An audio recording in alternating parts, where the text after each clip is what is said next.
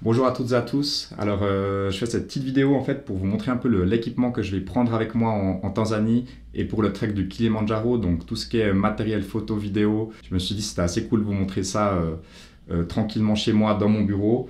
Je vais également vous montrer un peu la carte et notre itinéraire qu'on va parcourir durant ces 2 mois pour vous expliquer un peu plus en détail ces points-là. Demain, j'ai un tournage d'ailleurs, mon dernier tournage en Suisse avant de mettre en pause les projets professionnels en Suisse. Je vais essayer juste de faire une petite parenthèse lors du tournage et vous prendre avec moi pour vous expliquer de quoi il s'agit. Je vais droit commencer par le matériel vidéo que je prends.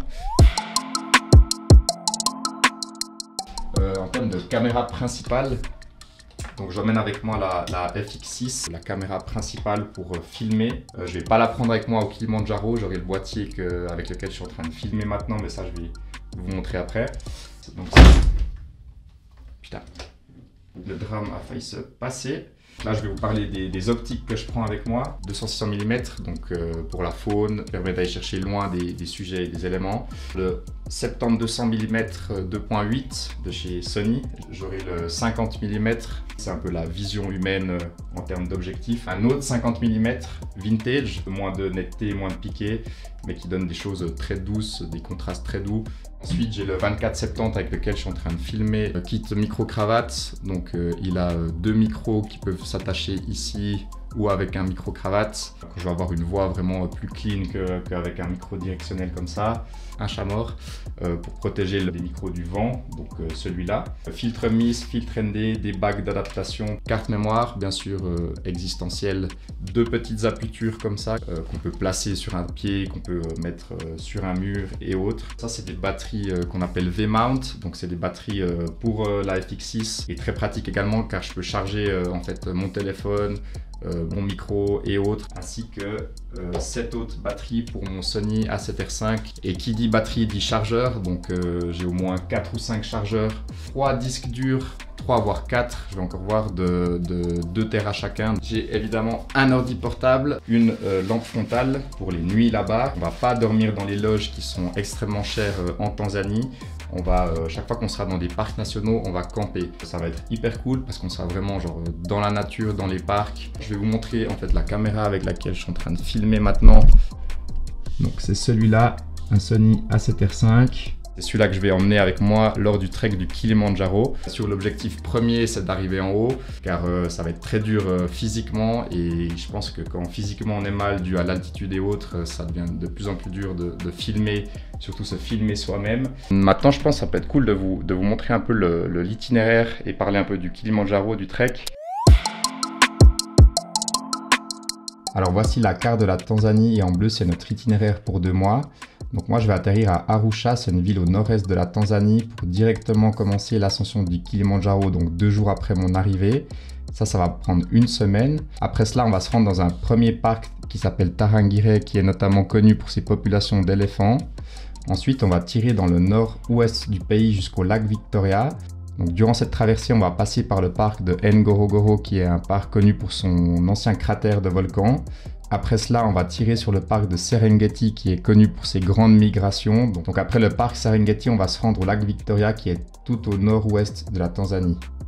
Donc cette première partie va nous prendre environ 3 semaines, puis ensuite retour sur la côte pour rejoindre la capitale Dar es Salaam qui se trouve juste ici. Depuis la capitale, nous allons commencer le chemin vers le sud en nous arrêtant notamment par le parc de Nyerere qui est déjà beaucoup moins touristique.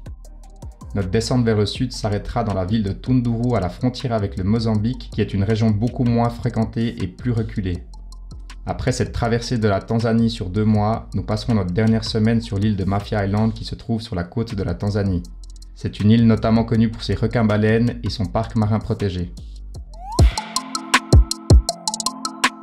Ok, donc changement de décor, là je suis sur un tournage pour Gruyère AOP. J'ai été choisi pour être l'ambassadeur de la marque Gruyère AOP. Vous avez peut-être déjà vu passer le premier épisode sur YouTube. Là on est en train de faire l'épisode 2 chez un affineur où en fait les meules sont affinées afin d'obtenir leur âge de maturité. Là le setup interview est en train d'être installé.